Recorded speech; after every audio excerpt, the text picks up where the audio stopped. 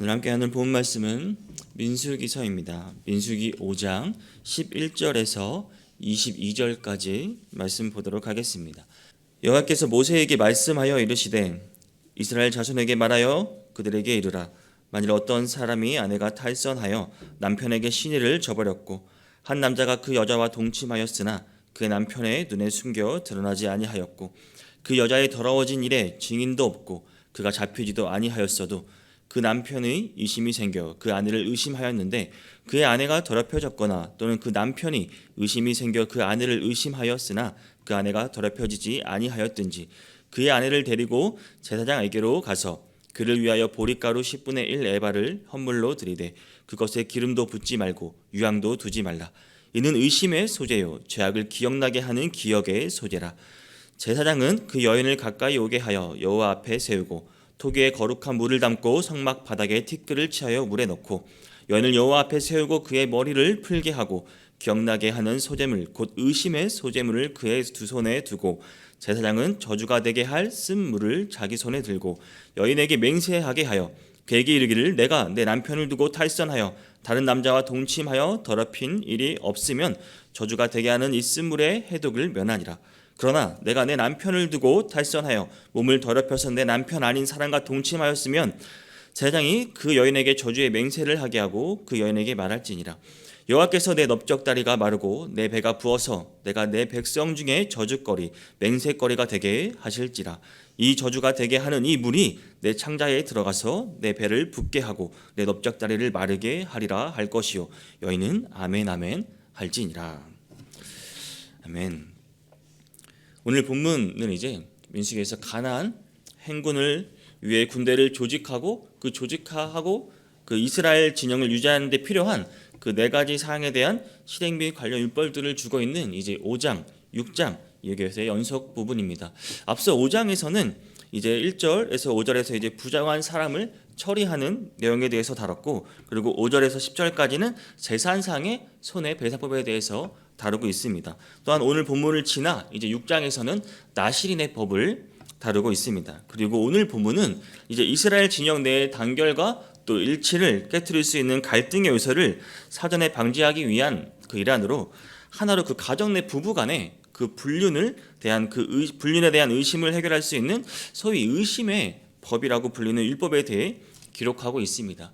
이 의심의 법이란 남편이 아내의 간음을 의심할 때 그 아내의 간음 여부를 가리는 판결법을 가리킵니다. 그런데 일방적으로 남편이 아내를 의심할 때만 적용되는 이 의심법입니다. 그렇죠? 근데 어찌 보면 너무 가부장적인 것 아닌가라는 생각을 할 수가 있습니다. 그런데 과연 그럴까요? 그러나 이것은 당시의 그 역사적 상황을 대한 그 불충분한 인식에서 비롯된 잘못된 해석입니다. 당시 상황이 어땠냐고 하면 이 의심의 법은 오히려 그런 남편에 의해 모든 것이 의무대로 처리할 수 있는 그런 상황이었습니다. 남성이 상당히 했었습니다. 그리고 처음에 당시 상황에서 공식적으로 이 당시의 여성의 그 결백을 호소하고 판결받을 수 있도록 했다는 점에서 여성에 대한 하나님의 파격적인 대우를 오히려 볼 수 있는 대목입니다. 따라서 오늘 본문은 그 의심을 그 해소해서 부부 사이의 화해와 또 하나됨을 함께하는 것이 소중하다는 것을 알려주는 율법으로 생각하시면 됩니다. 율법 중에서도 매우 독특하지만 또한 중요한 부분이기도 합니다. 한편 의심의 법은 1차적으로 부부 간의 그 의심을 제거함으로써 가정을 화목케 하는데 그 목적이 있습니다. 그렇지만 더 나아가서는 이제 긴 여행 여정을 준비하는 이스라엘 진영의 그 가장 또 사회 기본적인 가정을 지킴으로써 또 사회적으로 더 나아가 이스라엘 진영을 정상적으로 유지하는 데 그 목적이 있었던 것입니다. 이제 본문을 통해서 하나씩 살펴보도록 하겠습니다. 본문 12절 13절을 보겠습니다. 이스라엘 자손에게 말하여 그들에게 이르라. 만일 어떤 사람의 아내가 탈선하여 남편에게 시내를 저버렸고 한 남자가 그 여자와 동침하였으나 그의 남편의 눈에 숨겨 드러나지 아니하였고 그 여자의 더러워진 일에 증인도 없고 그가 잡히지도 아니하였어도 라고 말합니다. 쉽게 말하면 아내가 다른 남자와 간통했다는 것입니다. 요즘 세상이 어떤 세상입니까? 성적 순결이 미덕으로 꼽히지 않는 세대가 되었습니다. 이제 결혼 전 동거를 해도 전혀 이상하지 않는 세대입니다. 성이 더 이상 사회적 윤리가 아닌 그런 개인의 취향과 선택의 문제가 되었습니다. 간통 또한 이제는 윤리적 비난의 대상은 될지언정 이제 법적 처벌이 불가합니다. 이러한 세상입니다. 그렇다면 성적 자유를 외치는 이 시대에 우리 그리스도인들은 성에 대한 어떤 자세를 취해야 하는 것일까요? 여러분, 성경에 말하는 것은 분명합니다. 남편이 있는 여자가 다른 남자와 성관계를 가지는 것은 잘못된 행동입니다. 남편에게 죄를 짓는 것입니다. 하나님의 확고하고도 이 강력한 메시지는 성적으로 타락하고 잘못된 성윤리가 세상을 지배하는 이 현대 사회를 살아가는 성도들이 명심하고 또 명심해야 할 부분입니다. 우리 다음 세대에게는 이게 더욱 중요한 말씀입니다. 우리는 지금 과거 그 어느 때보다도 물질적으로 풍요로운 시대에 살고 있습니다. 그런데 이런 물질적인 풍요는 현대인들로 하여금 도덕적 방탕이라는 부정적인 결과를 가져왔습니다. 그 중에서도 가장 도덕적으로 타락한 것이 바로 성도덕입니다. 그래서 혼전성학에는 물론 결혼 후에 배우자 외에 다른 사람과 성관계를 갖거나 매춘을 통해 또 육체적인 쾌락을 추구하는 사람들이 점점 늘어가고 있다는 사실입니다. 여러분, 우리 자녀들이 안전하다고 생각하지 마시기를 바랍니다. 여러분의 자녀들의 가까운 친구들, 직장 동료들이 다 그런 쾌락과 유혹에 빠져들고 있습니다. 결코 먼 이야기가 아닙니다. 참으로 오늘날 많은 사람이 성적인 쾌락을 추구하며 배우자 외에 다른 사람과 성관계를 맺는 것을 죄악으로 여기지 않고 있습니다. 최근에 한 여론조사에서는 10명 중 3명이 회사에 오피스 와이프가 있다고 합니다. 아내 외에 아내처럼 친하게 지내는 이성이 있다는 것입니다. 그래서 차도 마시고 밥도 마시고 성적인 관계도 맺는 사람입니다. 무려 30%나 현재 지금 여론조사에 의해서 나타나고 있습니다. 심지어 이제 세상은 성적 순결을 지켜야 하는 사람들을 멸시하고 오히려 조롱하기도 합니다. 이러한 시대적 상황은 경건한 우리 성도들에게 정신적 혼란을 겪기도 합니다. 그러나 사랑하는 성도 여러분, 아무리 시대가 변해도 하나님께서는 정하신 도덕적 기준은 변하지 않습니다. 하나님의 기준은 명확합니다. 하나님께서 정하신 기준에서 멀어지면 멀어질수록 그것은 그들의 부패와 타락을 더욱더 극명하게 나타낼 뿐입니다. 배우자 외에 다른 사람과 상관을 가지는 것은 배우자에게 죄를 범하는 것인 동시에 하나님께 죄를 범하는 것입니다. 하나님께서 사람을 창조하실 때 남자에게서 이제 한 여자를 만드시고 둘 부부로 맺어 주셨습니다. 그리고 그들에게 부부로서 서로 사랑을 확인하고 종족을 번성케 하기 위해서 선물로 성을 주신 것입니다. 따라서 배우자 외에 다른 사람과 성관계를 가지는 것, 그리고 결혼을 배제하고 결혼 전 다른 사람과 성관계를 가지는 것 또한 하나님의 창조 질서를 철저히 어기는 것입니다. 하나님께서 맺어주신 그 부부 관계를 깨트리는 심각한 죄임을 명심해야 합니다. 그런데도 많은 사람이 이 자극적이고 육체적인 쾌락의 유혹을 이기지 못하고 성적인 범죄에 빠지고 있습니다. 심지어는 죄라고 생각하지도 않습니다. 그러나 세상 사람들이 어떻게 행동하든 우리는 결코 그래서는 안 됩니다. 우리는 부부관계를 벗어난 성관계는 배우자에 대한 죄악이며 결혼을 배제한 성관계 또한 죄악이며 하나님의 창조질서에 도전하는 심각한 죄라는 사실을 명심하며 살아가시기를 바랍니다. 그러한 죄악에 빠져서는 안 됩니다.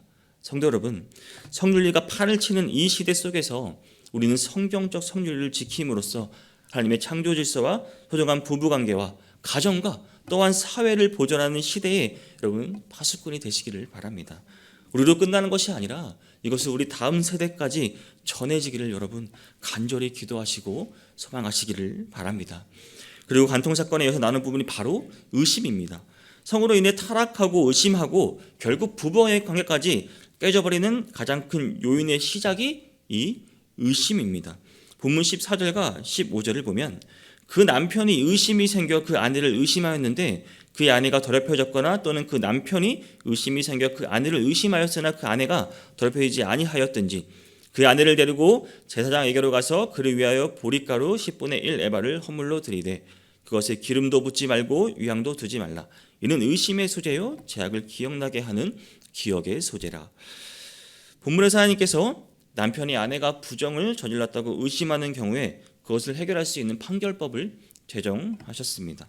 그런데 하나님께서 이런 판결을 만드신 것은 부정을 저지른 그 아내를 심판하시기보다는 그 아내의 순결을 의심하는 그 남편의 의심을 해소하는 데 그 목적이 있었습니다. 그래서 이 법을 가리켜 일명 의심의 법이라고 불렀습니다. 29절에서 민수기 5장 29절에 보면 이는 의심의 법이라고 말하고 있습니다. 이처럼 하나님께서 특별히 법까지 제정하셔서 아내에 대한 남편의 의심을 해결하려고 하신 것은 부부관계를 위태롭게 하는 것의 가장 큰 원인이 바로 의심이기 때문입니다. 근데 여러분, 부부가 어떤 사이입니까? 혈연관계로 맺어진 것도 아닙니다. 사업적인 관계로 맺어진 것도 아닙니다. 그런데 그들이 부부로 맺어진 것은 오직 하나, 내가 이 사람과 평생 살아도 되겠다고 하는 그 상대방과의 신뢰관계로 이루어진 관계입니다. 모든 것이 상대방이 자신에 대해 변함없는 사랑과 관심으로 그 배우자에 대한 책임을 다할 것이라는 그 신뢰가 있기 때문에 함께 하는 것입니다. 따라서 만일 상대방에 대한 의심이 생기면 그 부부관계는 더 이상 유지할 수 없게 되는 것입니다. 그것은 부부관계를 유지하게 하는 그 유일한 바탕인 그 신뢰를 깨트리는 것이기 때문입니다. 오늘날 상대방을 구타하거나 또한 성격 차이로 인해서 상대방을 심지어 바람을 피우기도 하고 성 차이로 인해서 이혼하기도 합니다. 상대방을 의심하는 의처증이나 또 의부증에 걸린 경우 이혼율이 훨씬 높다는 것은 부부 사이에 의심이 얼마나 심각한 위험이 되는지를 단적으로 보여주는 예입니다. 그러므로 부부는 상대방을 위하여 철저하게 믿어주고 신뢰해야 합니다. 상대방의 말을 의심하고 상대방의 행동에 대해 일일이 의심하고 따지기 시작하면 그 부부관계는 이때 위협을 받고 있다고 해도 과언이 아닙니다. 그러면 성도 여러분, 남편이나 아내의 말에 대해 의심하지 말고 믿으시기를 바랍니다. 때로는 상대방의 행동이 이해되지 않을더라도 그를 믿고 기다리시기를 바랍니다. 상대방을 의심하고 신뢰하지 못하는 그 태도와 그 마음을 버리십시오. 그를 믿고 끝까지 신뢰하셔야 합니다. 그의 말과 행동 모두가 그 배우자로서 최선을 다하고 있다고 신뢰하시기를 바랍니다. 그럴 때 우리의 부부관계는 어떤 부부관계보다 그 결속력 있고 또 친밀하게 될 것입니다. 더 나아가서 그럴 때 우리 부부관계는 어떤 부부관계보다 더 가정이 화목하고 번창해 나갈 것입니다.